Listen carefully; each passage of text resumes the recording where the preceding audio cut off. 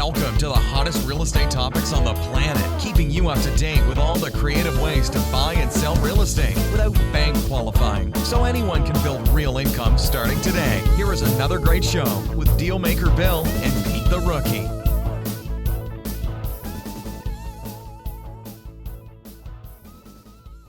So hello, everybody. Welcome to another episode of Flipping Houses for Rookies.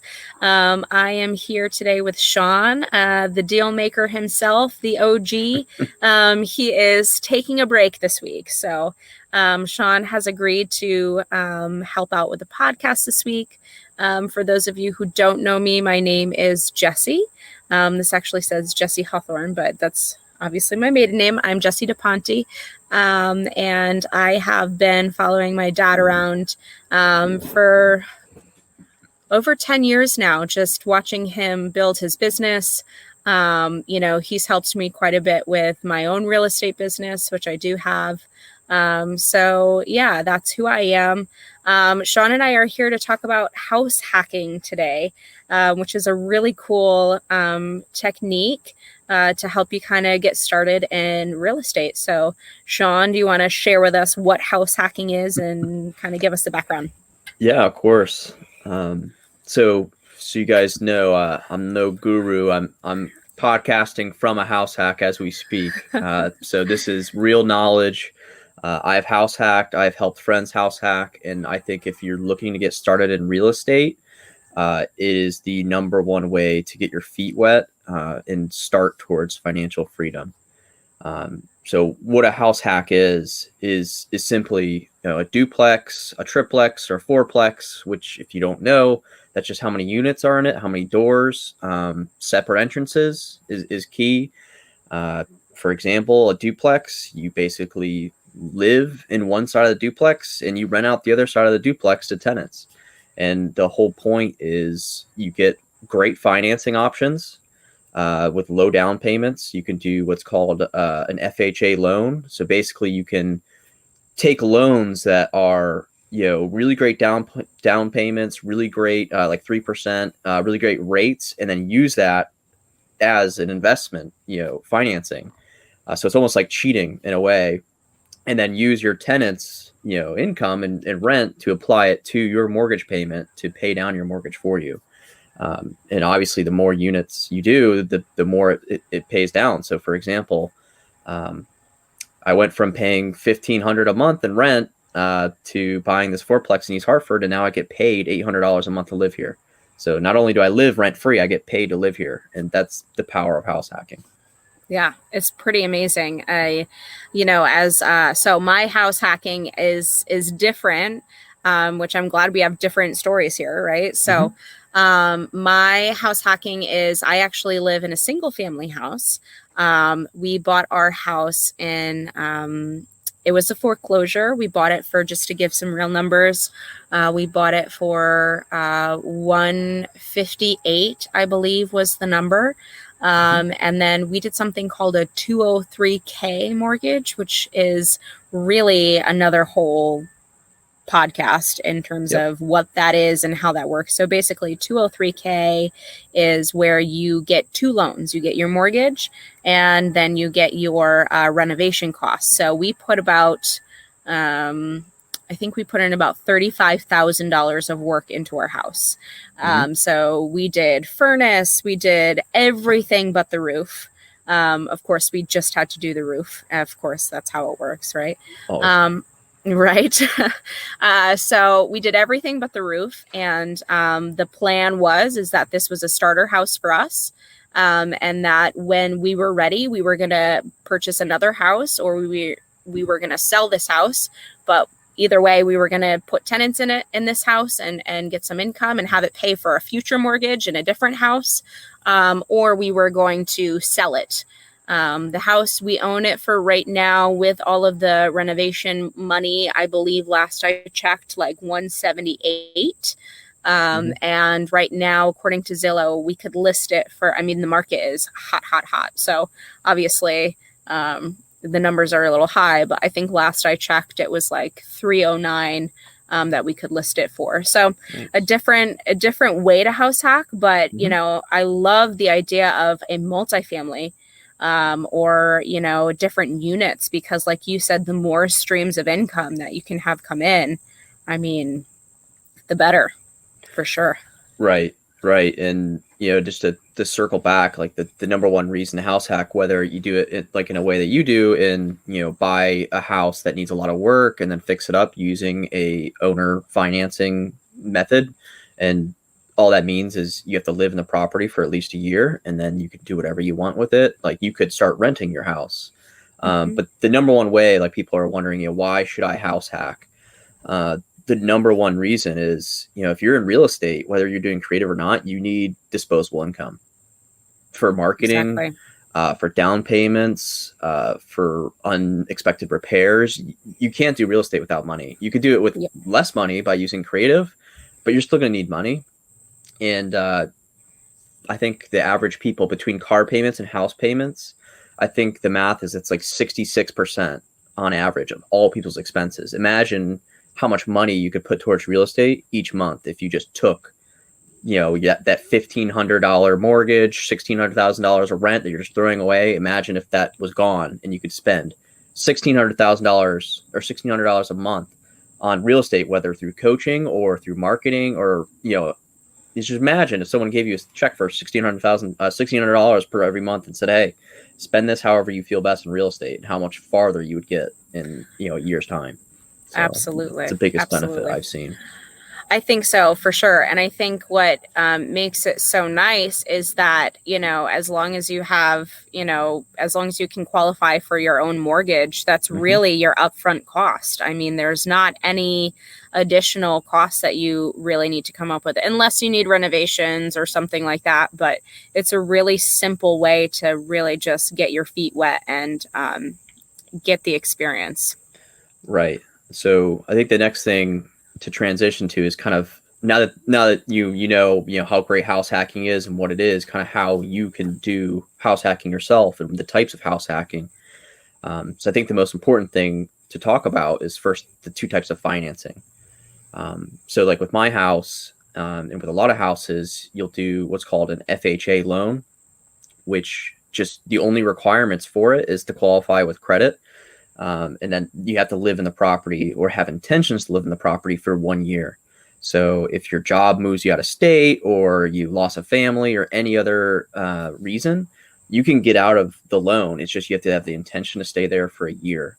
And why is the FHA loan so great? I'll tell you this. If you're doing a regular loan in a rental property, right now, it varies and, you know, by bank, but you'll be putting at least 15% down, if not 20% down, if you want to buy a duplex or, you know, a quadplex. So, like you were saying, real numbers, I paid $230 for this property. If I'm putting 20% down, that's $46,000. That's before closing costs. That's before renovations. That's before anything. And the best part about the FHA loan is it's 3.5% down. So instead of saving up $46,000 plus repairs plus whatever, you know, I put, let's see, you know, $8,000. So $8,000. Not only is it, you know, more achievable, but it just takes your cash on cash return and just skyrockets it. Absolutely. Yeah, if you don't do similar. FHA, you do the 203K. So you could tell them a bit about the 203K loan, how those work. Yeah, so a 203K loan is very much, it is also an FHA loan. So same thing that Sean's talking about, in the sense that you're putting minimal money down. We put down less than 10% on our house. Like I said, 203K loans, it's a whole nother conversation, but the nuts and bolts of it are, there's two different kinds of 203K loans. The first kind is what's called a streamlined 203K loan. And really all that means is that it's less paperwork. Often with a streamlined 203K loan, you don't have to have an inspector come and check on the project all of the time. And you can't do any structural changes. So what does that mean? That means you can't knock down walls on the inside. You can't, add anything onto the house. You can't do anything big like that. The second kind of 203K loan is a traditional 203K loan. This loan, you can take out over $35,000. You will have more inspections, more inspectors coming through to make sure that you are doing the kind of work you need to do, and you can make those structural changes. So it really depends on the house. It depends on the kind of work that you need done. There's a lot of decisions that go into that. Often I'll find that when we did our 203K, we had to find a specialized lender. Because not every single lender can do a 203K loan. Right.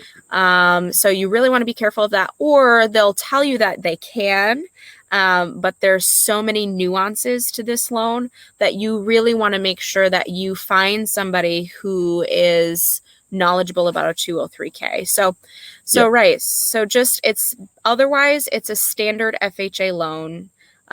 Same concept. Except you're just adding in the renovation. We had to do contractors, all of that stuff. That's the other thing. You cannot do the work yourself. You have to get a licensed contractor to come in and do the work for you. Yep. So that's basically the nuts and bolts of a 203K. Yeah.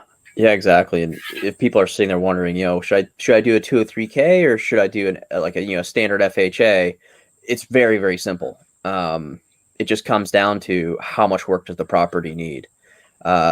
One thing to know with FHA loans is you're going to have a specific government inspector. Usually you'll have the bank inspect it, but in addition for FHA loans, and 203K as well, you'll have an inspector that has you can't have chip paint, you can't have this, you can't have that, and they're kind of picky. So if it doesn't need a lot of work, you could do FHA, but if it needs a lot of work, it likely won't qualify for FHA. And that's when you have to do what Jessie's saying is 203K. And the big benefit of 203K, if you didn't pick up on it, she mentioned a little bit, is you take the rehab, and instead of paying for the rehab out of pocket, the financing for the house and the rehab goes together, and it just makes it so you still pay that 3.5% down, and then that rehab is combined with the loan. And you just have to, get approved contractors for it. And the only downside to a 203K loan, finding the specialized lenders that do it, because it can get complicated and you can mess it up, and managing the contractors. But it's awesome. Right. Yeah, it's true. And that is, managing contractors is also another topic for conversation. Yeah. But, in general, it was a lot of work. It was, but it was totally worth it. I mean, I was 5 months pregnant with my first son. We had to spend a couple nights in our house with no heat because we lost contact with our heating guy. So that was fun. But in general, it really is a great way to get started and really build equity into your house. I mean, I really wholeheartedly believe, that my house, the equity that I built into it, when we first bought it, we asked our realtor, what do you think at this level? What would you list this house for? Because it was a foreclosure, right? So it's kind of a little different than if it were a standard seller who's just going to put it on the market. She said, well, maybe 200,000, maybe. So I really built, I'm going to say $60,000 to $100,000 in equity just through an FHA loan, through the renovations. And, it's very, once you get through that, once you get through the paperwork and finding a lender and going through the motions, it's really worth it. Oh, yeah. So I think a good next topic would be, people sitting there thinking, this sounds great. I'd love to find a perfect foreclosure house, or I'd love to find a fourplex and, get a good deal on it and be paid to live there each month. So I'll go through, what I recommend, what I've told my friends, what they've done. They've found places, and kind of what I stumbled into myself. I'm no superhero. I needed help my first time. And, so I recommend for her first time home buyers and those looking to house hack, the first step is to find an investor friendly realtor in the area. So why do you want an investor friendly realtor? The huge thing is the realtor you're looking for has rentals himself. He manages rentals. He knows how to run numbers. You're not looking for a realtor that only helps, families find their HGTV dream home. You're not buying this because it's beautiful. You're buying it because it makes sense and it's a great investment. You want someone as a new investor to not only, if anything, give you confidence that they would buy this themselves. So the way I did that, I recommend Bigger Pockets is a great website and community. This community is great as well. Reach out, search for realtors, and find realtors that actually buy properties themselves.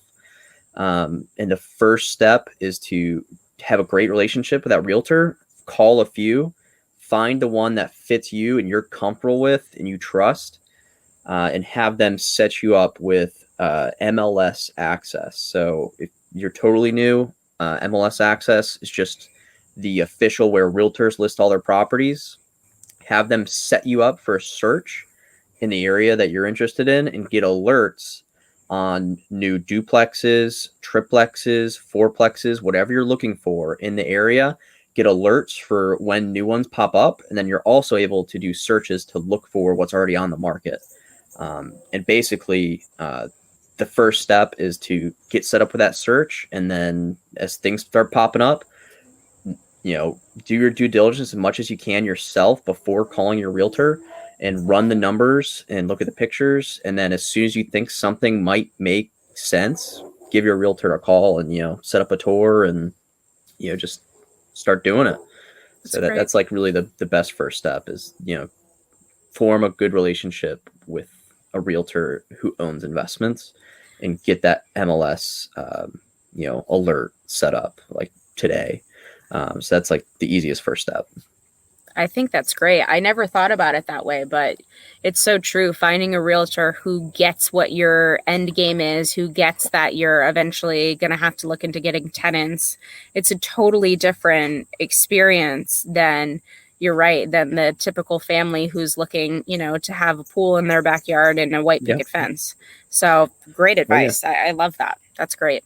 No, it made the world of difference for me. I had a guy, Michael Noto in Connecticut. He got me into it. He owns 10 units plus or something like that. And it just showing up to a property. I'm a numbers guy. I ran the numbers in Excel and but I had no idea what I'm doing. I've never bought a house. And, how do I know what a vacancy rate should be and yada, yada. So just having someone that knows what they're doing and, to bounce it off of them just gives you, so much confidence. Absolutely.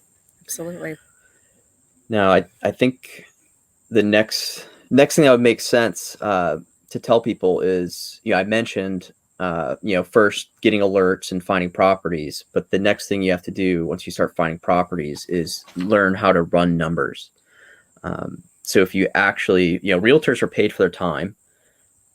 Same as if you find an investor friendly or anything, they're paid for their time. So you want to value your realtor's time. And the best way you can do that is running numbers and doing your due diligence before you even call them.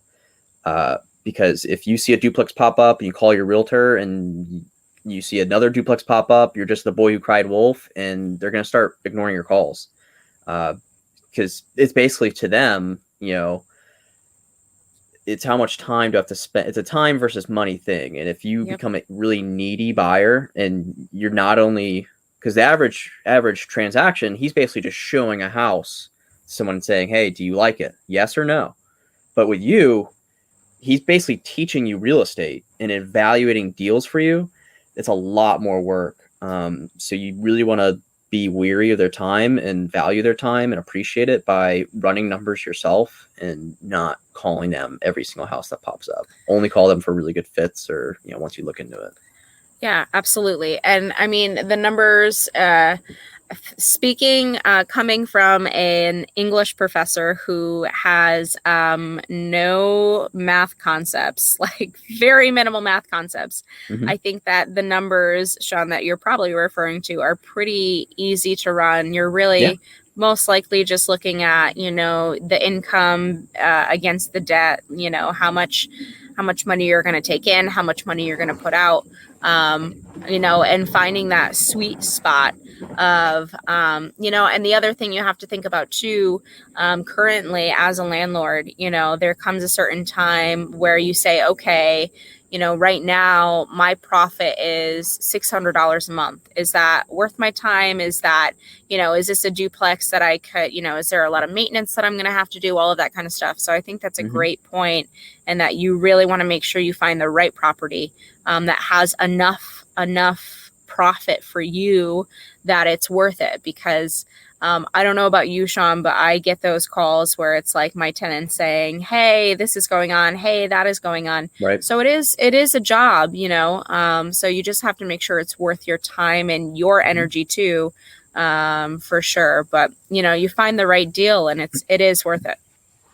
Yeah, and even if you pick the good thing with house hacking, even if you pick like a good deal, the worst case is like, you were paying $1,500 of rent before.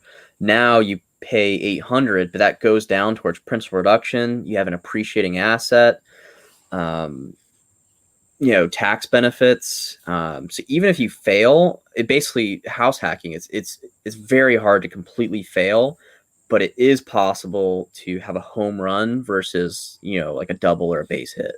Right. So the number one way I run numbers, there's calculators you can find all over the place, but don't get terrified. There's YouTube videos you can look up how to run numbers, but the crux of it is basically you'll find in the MLS advertisement, almost always they'll say what the rents are in the property currently, and if you don't know the rents, you can do a safe estimate. If you go to rentometer.com, you can put in an address and the bedroom count, and you can get the median rent for the area, and then just determine, hey, is this a nice property, or is it a great property, or is it a D class? Is it a bad? It needs a lot of work, and then just guesstimate what the rent is from there. And then once you have the total rent, determine what unit you would be living in, take that rent out of the equation, and that's your income. And then you just work backwards from there. You do a mortgage calculator. You know what your rate's going to be once you get pre-approved for a loan. So find out what your mortgage is going to be, your taxes, your insurance, put a vacancy rate on there. So usually a conservative vacancy rate is like 8%. Put some repairs, like 5%. So like really simply, just take your rental income, multiply it by 85% to account for vacancy and repair. Subtract your taxes and your insurance, and that's how much you're gonna get. It could be negative, it could be positive. If it's positive, then you're now getting paid to live in that property. So that's like a real fast and dirty how to run the numbers. But if you want to learn more, there's spreadsheets everywhere you can find, and YouTube videos.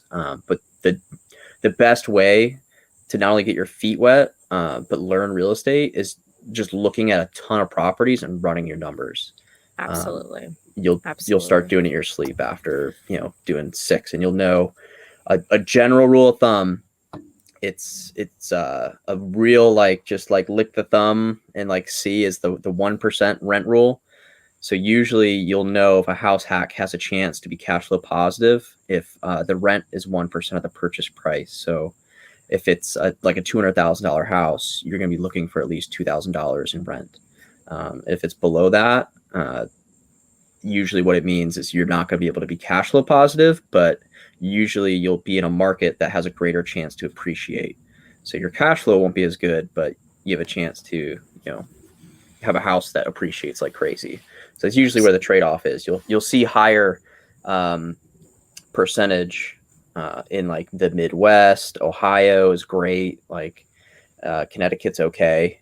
It's kind of rare to get above 1%, but it's there. If it's above 1%, usually it's a good deal. Yeah, absolutely. And I think the other point that you brought up too that was really important is there is no way to fail, really, because Hmm. I mean you've got multiple. So my dad usually, sorry, there's a mosquito flying around me and I keep swatting at it. Usually there's different streams of income, right? You've got Hmm. your monthly and your passive income, Yep. you've got your equity. So like really you've Yep. got, we're going through this now with our rental. We've decided that we're going to list it because the market has been so good. And, we've got so much going on in life that we've decided that maybe right now is not a good time for us to be landlords. Yep. So, we're still getting in our monthly rent, but we also kind of house hacked this house. We bought it cheaper.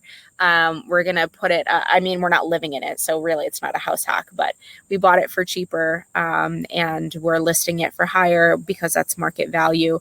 So really our income is not only from the costs that we've taken in each month, which for us is usually anywhere from $600 to $800 profit. But now when we sell the house, we're looking at, potentially $65,000 to $75,000 in profit. So you can't go wrong. I mean, you just really can't go wrong, No, there's just so many benefits. If you have a good realtor behind you and you run the numbers, I mean, like I said, even if you do a bad deal, it's better than where you're at, especially if you're renting or just doing like a big single family that's above your means, or just anything really, because like you're saying, just you get the passive income. That's number one. You get to do whatever money you save from rent, you get that in your pocket every single month, and can apply that to a new property or whatever. You get the principal buy down, so just paying the loan off naturally. You get all that for profit, and you get tax benefits. So if you do end up making any money, you're not going to pay taxes on it, just because the interest on your loan, repairs,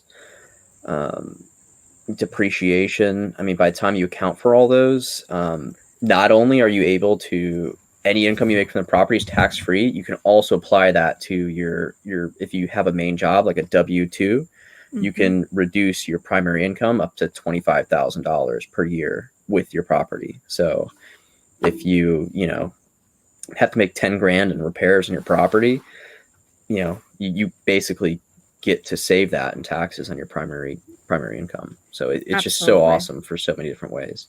Yeah. Absolutely. Yeah. So, I mean, it really is, I've talked to a lot of, it's funny you say you talk to your friends about this. I've talked to a lot of my friends about this as well. And, it really, you have to, the only thing you have to watch is obviously the market, right? The market ebbs and flows. But again, if you have a good realtor, like you're talking about, Sean, you could have them notify you, and usually they're pretty good at seeing trends in the market. Obviously that's kind of what they do all day. So, just keeping an eye on the trends and striking while the iron is hot, I think is a really important part of house hacking, right? Like you want to make sure that you are watching the market. And a lot of people, you can go on Zillow, and Zillow does not have perfect numbers by any means. But you can see, often when I look at Zillow, I'm looking at what has sold in the area versus what is listed, because sold means like money was exchanged, and those are real numbers, So, keeping an eye on the sold houses, and, making sure if you are going to move on to another unit or you're going to do something like that, making sure that you're keeping an eye on the market along with your realtor. But you can do some of that at home too yourself on Zillow, just to like keep an eye on the trends. And it's hard to know. It's hard to know what's going on in the market, but you'll start to see the trends after a while. Right. Yeah. And for those that are, worried, what if my property value tanks? What if I pay too much for the house? Honestly, the number one way you can protect yourself from that, and the number one golden rule throughout all of real estate is, cash flow is king. So if, say my property, I paid $230 for it, but I cash flow $800 a month. Why would I care if my house is now worth $100,000 tomorrow? I don't care. I don't care at all. I'm not going to sell it. I'm holding on long term. So almost all house hacks, the number one way to protect yourself is after you've run the numbers with you living in it. The most important thing to do is run the numbers for when you're not living in it. So take that unit that you're living in, and if you want to make the most money, do what I did. I'm in I renovated it, so it's not bad, but you should see this place when I moved in. The walls were bad. I picked the worst unit and I lived in it, and I just fixed it up, and it's like 750 square feet. So pick the worst. If you want to make the most money, pick the worst unit, fix it up. That's smart. And then when you move out, just run the numbers for what you think you'll get for rent after you moved out. And that's your exit strategy. And if you're cash flow positive, when you move out, you're safe. I mean, whether real estate goes up, it goes down, as long as you're cash flowing, it's worth holding on to that asset. So that's kind of how I do it. Yeah. I also think that you have to think about house hacking in some ways as the long game, right? Mm-hmm. So we talk about options and lease options and slot deals and, a lot of ways that you can make money fast in real estate, right? With no money down or whatnot. And there are a lot of those deals out here. This is a long game. This is, like you said, Sean, it's passive income. The longer you hold it, the more money you're going to make. So it's worth it to hold properties like these, unless, life happens and things change. But, it definitely is a long game. And for some people, our age, a long game is a good thing. A long game, if you have a couple of different games going, as Dad would say, you could still do the lease options and all of that. And I liked when you said before too, the extra money, the cash flow that you're getting in each month, you really, if you want to 10x, or if you want to, really amplify your real estate business, you take that money and you put it into things like lease options, and you put it into things like slot deals, and you just make your money work. You're not working for the money is working for you. And that is when real estate is the best, is when money is working for you and you're not working for money. So there's so many pros to house hacking and doing what we're talking about here. Right. Yeah. And if you're thinking, I'm not buying on market. I'm not doing FHA. I'm a creative. I listen to Bill. I'm a flipping houses for rookies diehard. I only do creative. I would argue. I love what creative is great at is, like Jessie said, doing deals without much money. But also these FHA, you're not putting in much money. It's 3.5 down. So we have a lot of creative deals where it's creative, but by the time I pay the fees and everything, I put 3.5% down in quite often. So not only is, I advocate it also because it's a great home base, because, you're really in a real estate now, but life changes. So, even if you, decide you don't want to do real estate anymore, at the very least, once you house hack, your expenses are reduced as long as you live there, and it's not an active thing. You get your tenants set up on auto payments, and, especially if you're like in a duplex, it's like one unit. So, even if you don't, stick with real estate forever and you end up, going another path, house hacking still will set you up for success, whether you, stay with real estate or not. Creative is more active income as far as, the more you market, the more you talk to sellers and stuff, the more money you'll make creative. This is more so, like you were saying, Jessie, just a long con home base. It's good for everybody. I mean, reducing expenses is like, there's only two ways to make more money or reduce expenses. So, and you don't need, a lot of tools. You don't need a lot of tools in your pocket. You can kind of just get started when you want, and it's a great way. I think what often happens is, I think that both of us might be in this boat. You get a taste of the real estate and how much you can make, and you want more because you realize the potential. So I know for me, a lot of my money that I'm making from my house hacking, my husband and I are actually talking about going to buy a vacation home.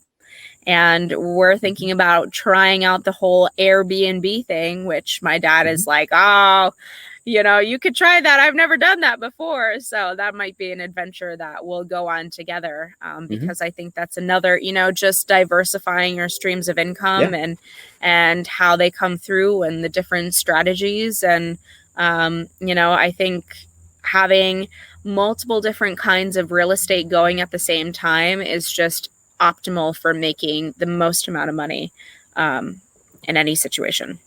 Yeah. And something you also hit on that, another hidden benefit is, not only is it safe, but it is the perfect way to learn how to become a landlord. So you've never managed tenants, you've never managed a property, you've never done, taxes on a property. I mean, it's like perfect because, you only have 1 or 2 units. You're right there. If something happens, you can either, you're not driving 30 minutes across town to fix something. You don't have to have a contractor for everything. So it's basically having tenants on training wheels.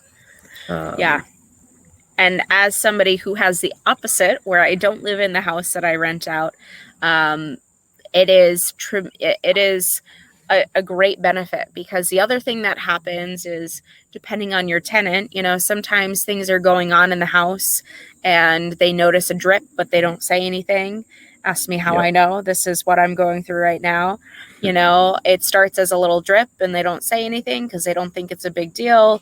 And then they don't want to tell you because they don't want to bother you and then it just snowballs. And before you know it, you're, $5,000 knee deep in literal water. That's, so I think the benefit, like you're saying, Sean, is you're in the house, you're seeing what's happening. You have a lot more control over the going on of your property.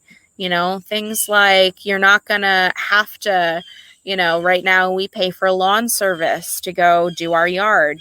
When you're living in the house, you don't have to do that. So it kind of takes away some of the added expense of being a landlord, because you can do that, because if you were living in your own house, you would be doing it anyway. So you're saving time and energy, and money. I mean, we pay, especially in the summertime, we pay a lot of money to get the lawn done. And then, when it snows in Connecticut, it's like you got to get somebody to go over and shovel the driveway and do all of that. And that's a pain in the butt. Half of the stuff that goes on in a house that creates aggravation, I find, for myself at least, is just the repairs and trying to get those done. So I think that's a really good point, that you're there and you're available. And tenants are always happy when you fix a problem quickly. That's what they're looking for. They don't want to wait forever, which is understandable. They want it fixed quickly. So when you're there, it's just an added bonus. Oh yeah. It's always critical to take care of your tenants, to avoid, do whatever you can to take care of the good tenants, because the cost of turnover and time is never worth saving, the $100 or whatever, because it's going to cost you way more in rent to put a new tenant in place, fix it up, and the hassle. So always treat your good tenants like gold. Don't be the stereotypical cheap landlord. It'll bite you. It will. It really will.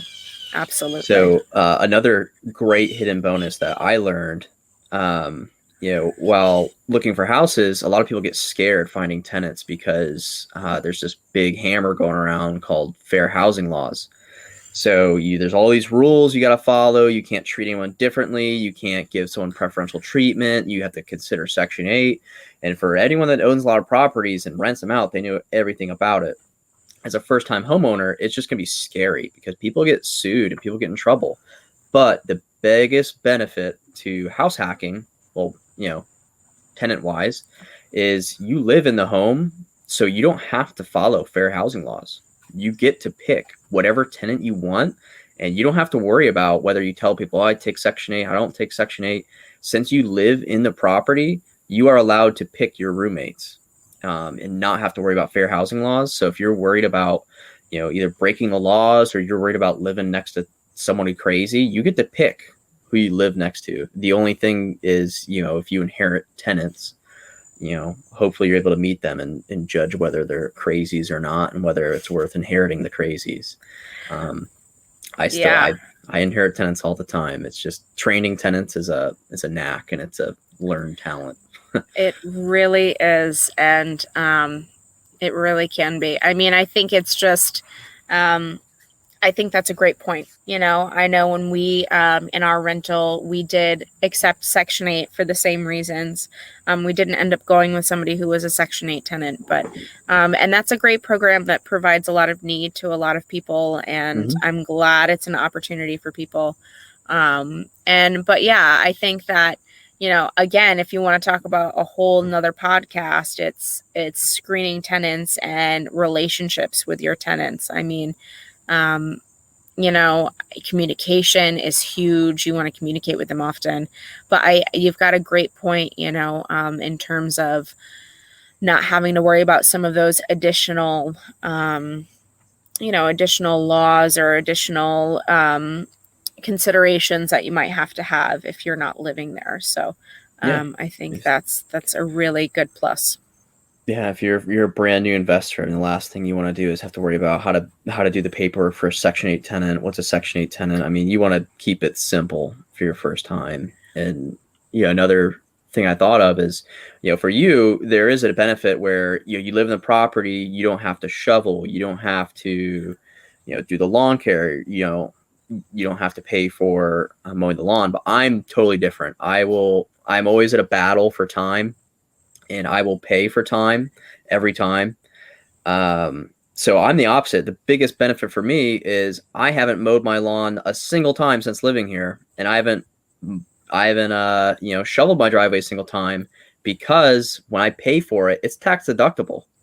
So realistically, it's about 30% less, and it just goes towards negating any income I make anyway. So it's all tax deductible. So if you're like me, you're lazy and you just want to get tax deductible reasons to not mow your lawn, join my club, or you can go Jesse's route and save money and just do it yourself. Both have pros and cons, but you will not see me out there with a shovel in December. I promise you. Oh, that's so funny. That's it's so funny you say that, because Bill is the same way. He will write checks all day long. I think in the 30 years that I've been alive, I don't know if I've ever seen him shovel. I don't know if I've ever seen him on a lawnmower. Yeah, right. Yeah. Exactly. It's it's great for when you have like one property or two properties. And it's basically what's more important to you. Like, do you have a lot of time, or do you have very little time but more money? So like the only way you're going to be able to, it's a little off topic, but the only way to scale to multiple units, once you get past like 3 or 4 units, you can't do the work yourself. You can't be the one going to fix sinks. You can't be putting on toilets. I mean, You're just going to run out of time, and not only run out of time, you're going to drive yourself crazy. But with one unit, it's that stuff flies. It works. Yep. 2 units, no problem. It's just once you start getting like the 4 or 5, you start losing too many weekends, you start losing some hair. Yes, absolutely. And I think too, what we've done with our rental too, is we actually give a credit to our tenant. With one set of tenants, we've done that. So like we'll say, hey, in December, January, and February, it's going to be snowing.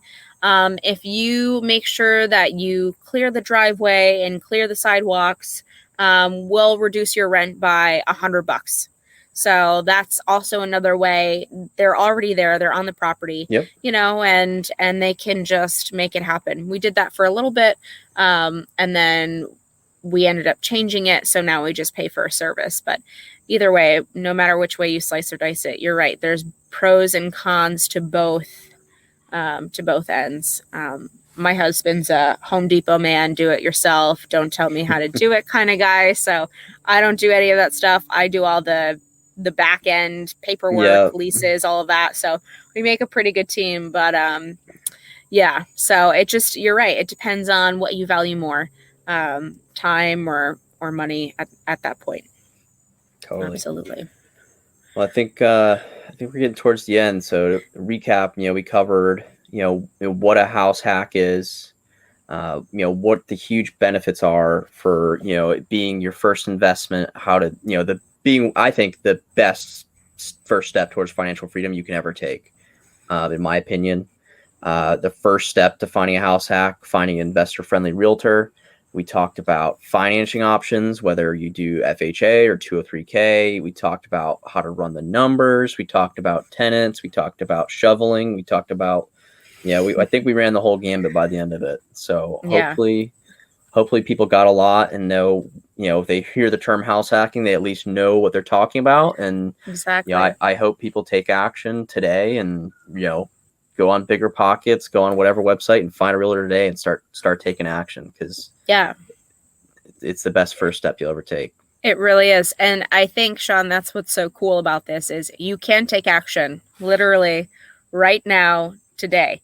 And it's a long game, but it's also pretty immediate in terms of the benefits of it. So yeah, I think we've covered everything pretty well. I'll do a plug here for Dad at the end. Make sure to check out flippinghousesforrookies.com. Is it .org or .com? I think it's .com. Thank you. And of course, he's got all of his courses. He's got coaching that he always offers as well. He's got a lot of amazing stuff. I'll say this because he's not here, so I can say stuff like this. But honestly, I know I'm his daughter, so I'm a little biased. But the things that he does, it's really amazing. And the kind of creative real estate that he's offering or teaching, it's just above and beyond anything that I've ever seen or read. And I've seen and read quite a bit. And his biggest goal is to help people and to help people realize their potential in real estate. And real estate has been a way to make money for so many years, and it's so stable. It's not the stock market or other risky, ventures. I mean, there is some risk. There's inherent risk with everything, but he loves talking to people. He loves wheeling and dealing. I often say he could sell a paper bag, right? Because he loves being around people. So if you haven't checked out his stuff before, I hope that you get a chance to check out his website. He's got a lot of great courses, and often he's told he gives away too much for free. So there is so much that you can go on his website and check out and really get started with either house hacking or any other creative real estate stuff. So I will talk all day. So I will say that's it for me. Thank you so much, Sean, for being here. And I think that we got some really great information about house hacking, and stay tuned for some more podcasts.